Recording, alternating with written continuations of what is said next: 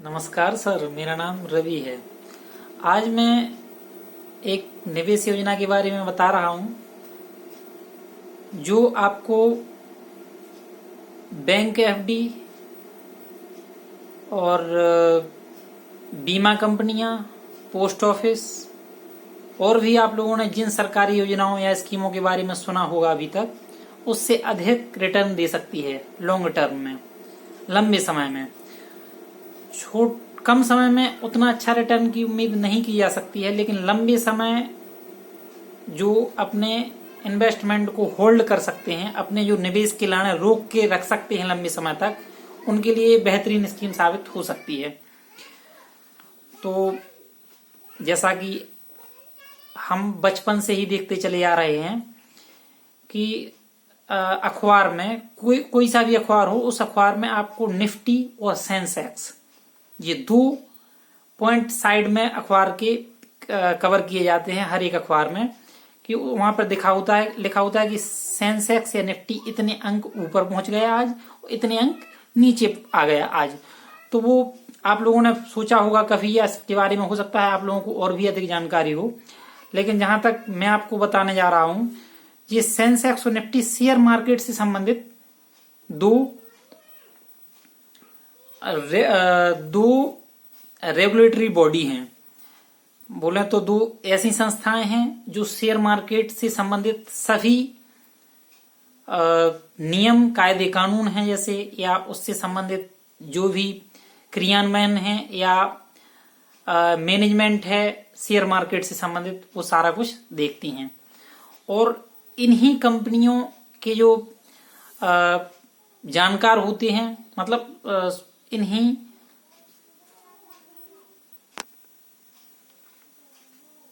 यहां पे हम बात करेंगे सेबी में रजिस्टर्ड एक एक्सचेंज बोर्ड के बारे में, जिसे हम कहते हैं Nifty. Nifty national stock exchange है और इसका मुख्यालय है जो मुंबई में स्थित है। और इस सेबी के अंतर्गत आने वाली निफ्टी में 5600 स्टॉक आते हैं। इन 5600 स्टॉक्स में 5600 प्लस स्टॉक्स हैं, और इन स्टॉक्स की अपन साधारण इन्वेस्टर होने की वजह से या इतना अधिक जानकारी नहीं रखने की वजह से ज्यादा कुछ डायरेक्टली स्टॉक में इन्वेस्टमेंट करने के लिए नहीं जान पाते हैं। इसलिए छोटे निवेशकों को देखते हुए सेबी ने एक ऐसी स्कीम निकाली है जिससे कि हम और आप जैसे छोटे निवेशक भी इसमें इन्वेस्टमेंट कर सकते हैं, जिसे हम म्यूचुअल फंड कहते हैं। म्यूचुअल फंड इन अपने पैसे को लेकर के इन स्टॉक्स को, 5600 स्टॉक्स हैं जो निफ्टी में, उन म्यूचुअल फंड का जो फंड मैनेजर होते हैं, वो फंड मैनेजर इन्हीं 5600 स्टॉक्स या कंपनियों में अपने पैसे को निवेश करते हैं, जिनमें कि अपन डायरेक्ट निवेश नहीं कर पाने की वजह से म्यूचुअल फंड के थ्रू शेयर मार्केट में इन्वेस्टमेंट कर सकते हैं। शेयर मार्केट में इन्वेस्टमेंट करने के लिए म्यूचुअल फंडों को 3 विशेष कैटेगरियों में बांटा गया है, जो कि कंपनियों के कैपिटलाइजेशन के आधार पर बताया गया है। जैसे कि इन्हीं 5600 कंपनियों में पहली जो 100 कंपनियां होती हैं, बोले तो 1 नंबर कंपनी से लेकर के 100 नंबर तक की कंपनियों को हम लार्ज कैप कंपनियां कहते हैं। बोले अब म्यूचुअल फंड क्या, जो 5600 ही स्टॉक्स हैं, उनको मुख्यतः 3 कैटेगरियों में बांटा गया है, जिन्हें कि बड़े पैसों के आधार पर बांटा गया है। जैसे जो सबसे ज्यादा जिन कंपनियों के पास पैसा है अपने देश की, उनको लार्ज कैप कहते हैं। मतलब जिनका लार्ज मतलब बड़ा, कैप मतलब वो क्या कहते हैं उनका, कैप बोले तो पूंजी। जिन कंपनियों के पास सबसे ज्यादा पूंजी है, उन कंपनियों को हम लार्ज कैप कहते हैं। वो भी 1 नंबर कंपनी से लेकर के 100 नंबर तक आने वाली कंपनियां। और बाकी जो 101वीं कंपनी से लेकर के 250वीं कंपनियां तक हैं उनको हम मिड कैप कहते हैं, जो कि मिड मतलब बीच, कैप मतलब जो भी उनका वित्त है, जो मध्यम वर्ग की कंपनियां हैं उन्हें हम मिड कैप कहते हैं। जो कि 101वीं कंपनी से लेकर के हमारे देश की जो सबसे बड़ी 100 कंपनियों के बाद जो 101वीं कंपनी से लेकर के 250वीं कंपनी तक बोले तो 150 कंपनियां हैं, उन्हें हम मिड कैप कहते हैं। अब 251वीं कंपनी से लेकर के और जो क्या कहते हैं कि 500वीं कंपनी है, 251वीं कंपनी से लेकर के 500वीं कंपनियां हैं, जो 250 कंपनियां आती हैं, उन कंपनियों को हम स्मॉल कैप कंपनियां कहते हैं। और माइक्रो कैप भी इंडेक्स अभी आया है, माइक्रो कैप जो इंडेक्स है उसे माइक्रो कैप कंपनी रखी गई है उस इंडेक्स के अंतर्गत, जैसे कि हम 501वीं कंपनी से लेकर के 750वीं कंपनी तक इंक्लूड किया गया है उसमें। अब हमें देखना यह है कि हम म्यूचुअल फंड में कैसे एंटर करें, जो नए इन्वेस्टर हैं वो म्यूचुअल फंड में किस तरह से आए। मैं आपको बता दूं, मैं पिछले 1 साल से म्यूचुअल फंड में इन्वेस्ट कर रहा हूं, तो ठीक ठाक रिटर्न है उसमें। बैंक, पोस्ट ऑफिस और बीमा कंपनियों से अधिक ही दिया गया है हमें पैसा, उससे जो रिटर्न हमें मिला है। बस बीमा कंपनियों में, म्यूचुअल फंड में और बैंक, पोस्ट ऑफिस में जो मुख्य अंतर रहता है वो ये अंतर रहता है कि बीमा कंपनियां या एफडी या पोस्ट ऑफिस हमें गारंटेड रिटर्न देते हैं। इसमें गारंटेड रिटर्न नहीं है, लेकिन बहुत लंबे समय में बीमा कंपनी, पोस्ट ऑफिस और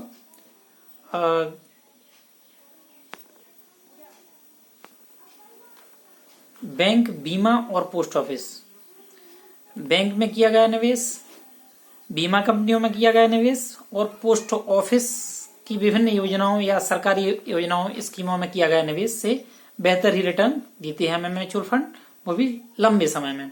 लंबे समय बोले तो 2, 3, 4, 5 साल प्लस में। अब देखना यह है कि हम जो नए इन्वेस्टर हैं वो म्यूचुअल फंड में कैसे एंटर करें। उनके लिए नए इन्वेस्टर SIP के माध्यम से शेयर मार्केट का जो टूल है म्यूचुअल फंड, उनमें इन्वेस्ट कर सकते हैं। SIP क्या चीज है? SIP का फुल फॉर्म है सिस्टमैटिक इन्वेस्टमेंट प्लान। मतलब जिस तरह से अपन लोन लेकर के हर महीने जो किस्त चुकानी होती है, उसी तरह से कुछ पूंजी जो भी आपकी व्यवस्था में है, जिसे भी आप बचत करना चाहते हैं, जिसे भी आप ग्रो करवाना चाहते हैं, वो आप म्यूचुअल फंड में डाल सकते हैं। जैसे 100 रुपए, 200 रुपए, 500 रुपए, 1000 रुपए, कम से कम 100 रुपए, अधिकतम की कोई सीमा नहीं है। आपके पास जितना जो कुछ भी बचता है आप सारा कुछ उसमें डाल सकते हैं। वैसे यदि आप हमसे पूछें तो म्यूचुअल फंड में जो इन्वेस्ट करना है वो हमें कहीं भी निवेश करने से बेहतर लगा है। तो आप भी म्यूचुअल फंड यदि ट्राई करना चाहते हैं तो आप हमें कमेंट बॉक्स, मोबाइल फोन और व्हाट्सएप के माध्यम से संपर्क कर सकते हैं।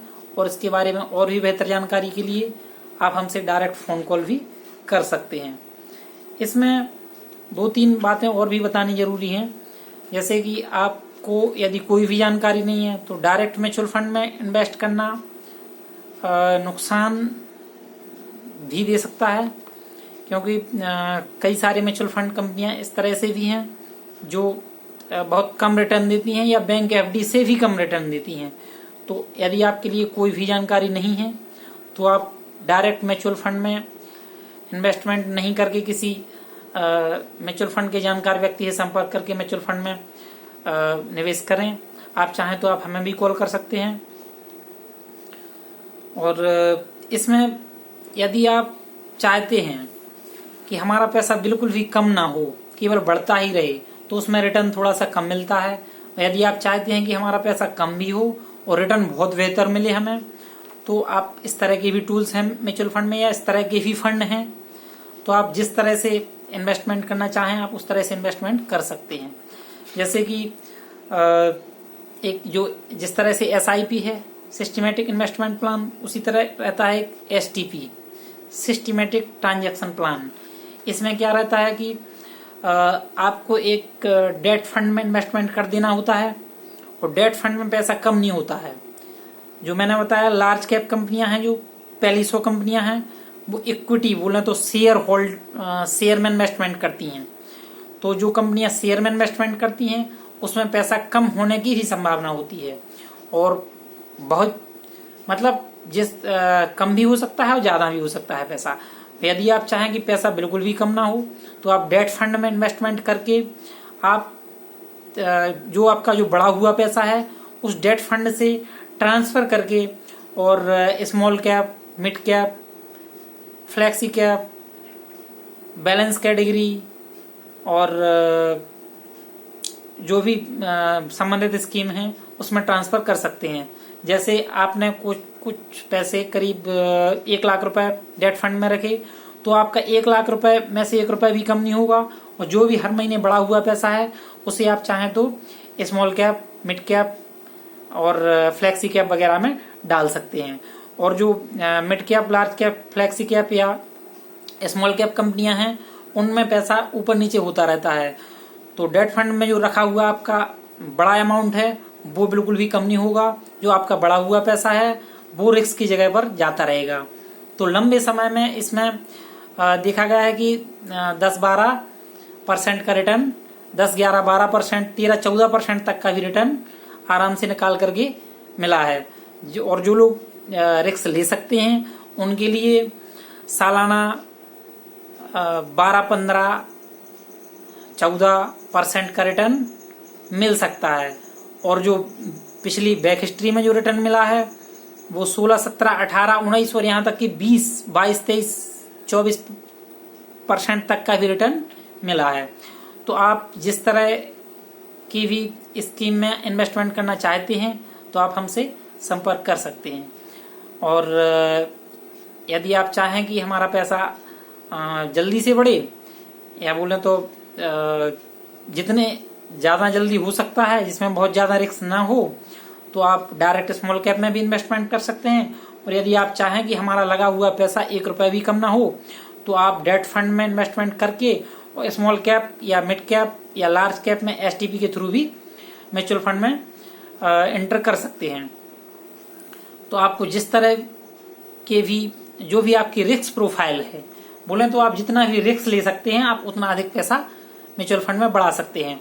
और यदि आप कम रिस्क ले सकते हैं और तो फिर आपको उतना अधिक तो प्रॉफिट नहीं हो पाएगा जितना अधिक प्रॉफिट रिस्क लेने वाले लोग बना लेते हैं या रिटर्न बना लेते हैं। जितना अधिक रिस्क लेने वाले लोग उतना अधिक, बिना रिस्क लेने वाले लोगों के लिए उतना अधिक प्रॉफिट नहीं देखने को मिल पाएगा।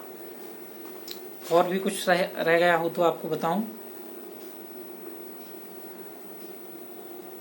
और हाँ, म्यूचुअल फंड में क्या होता है कि जो एक फंड मैनेजर होता है वो एक्सपेंस रेशियो के नाम पर हमसे कुछ चार्ज करता है, जो कि 1-8% के आसपास होता है। तो जो फंड मैनेजर है वो उसके लिए जो शेयर मार्केट की जानकारी होती है वो करीब 10 साल, 15 साल, 20 साल प्लस की होती है। तो वह बहुत अधिक जानकार व्यक्ति होता है, वह ही सारा कुछ अपने पैसे के लिए मैनेज करता है, इसलिए उसे फंड मैनेजर कहते हैं। तो जो लोग भी इस संबंध में, म्यूचुअल फंड के संबंध में जो कुछ भी जानना चाहते हैं आप हमसे डायरेक्ट कांटेक्ट कर सकते हैं हमारे मोबाइल नंबर के माध्यम से। तो एक बात निश्चित है, यदि आप एसआईपी के माध्यम से म्यूचुअल फंड में इन्वेस्टमेंट करते रहते हैं और स्मॉल कैप में यदि आपका पेमेंट जाता है तो ये बात सुनिश्चित है कि लंबे समय में आपको जो रिटर्न आपको गोल्ड में या बैंक में या पोस्ट ऑफिस में या फिर बीमा कंपनियों में जो भी आपका इन्वेस्टमेंट जा रहा है उससे कहीं बेहतर आपका पैसा म्यूचुअल फंड में बन जाएगा। तो आप चाहें तो म्यूचुअल फंड में इन्वेस्टमेंट करने के लिए हमसे संपर्क कर सकते हैं। और डायरेक्ट म्यूचुअल फंड में इन्वेस्टमेंट करने के लिए आप स्वतंत्र हैं। और हाँ, एक बात और, यदि आपको बीच में कभी भी अपना पैसा निकालना होता है तो इसमें तुरंत ही पैसा निकलने का प्रोसेस शुरू हो जाता है और 2 से 3 दिन में आपके अकाउंट में पैसा आ जाता है। 3 से 4 दिन लग जाती है अधिकतम, इससे ज़्यादा का समय नहीं लगता। यदि आपने आज डेट फंड में पैसा डाला, कुछ 2, 4, 5 लाख या जो भी आपकी बचत है वो सारा कुछ यदि आपने डेट फंड में डाल दिया, कुछ समय बाद यदि आपको पैसे की जरूरत है तो आपका सारा का सारा पैसा वापस भी निकल आएगा। इसमें ये नहीं है कि कोई लॉक इन पीरियड वाले जो फंड होते हैं उनमें लॉग इन की बाध्यता होती है कि इतने समय बाद ही आपका पैसा वापस मिल पाएगा। तो हमें ऐसे किसी भी म्यूचुअल फंड में इन्वेस्टमेंट नहीं करना होता है जहां पे लॉक इन पीरियड हो। हमें विदाउट लॉक इन पीरियड वाले म्यूचुअल फंड में ही इन्वेस्टमेंट करना होता है। तो ऐसे किसी भी म्यूचुअल फंड में आप इन्वेस्टमेंट नहीं करें जहां पर लॉक इन पीरियड हो। जैसे सुकन्या समृद्धि योजना है, उस सुकन्या समृद्धि योजना में लॉक इन पीरियड है जब तक बच्ची 18 साल की नहीं हो जाती है तब तक आप उस पैसे को नहीं निकाल पाएंगे, या उस पैसे की आपको बहुत ही जरूरत है तब भी आप पैसा नहीं निकाल पाएंगे। ऐसा पैसा किस लिए आप जमा कर रहे हैं? हाँ, वो बात ठीक है कि बच्ची की शादी में वो पैसा काम में आएगा, लेकिन यदि बीच में यदि आपको बहुत ज्यादा जरूरत पड़ती है और अगर आप वो पैसा आप नहीं निकाल पाते हैं तो उस पैसे का उतना अधिक उपयोग नहीं रह जाएगा जितना आपने समझ करके उसको इन्वेस्टमेंट किया था। तो नमस्कार सर, यदि आपको म्यूचुअल फंड में किसी भी तरह की जानकारी चाहिए हो तो आप हमें डायरेक्ट 6392670896 नंबर पर कॉल कर सकते हैं। 6392 67 0 896। नमस्कार, बहुत बहुत धन्यवाद।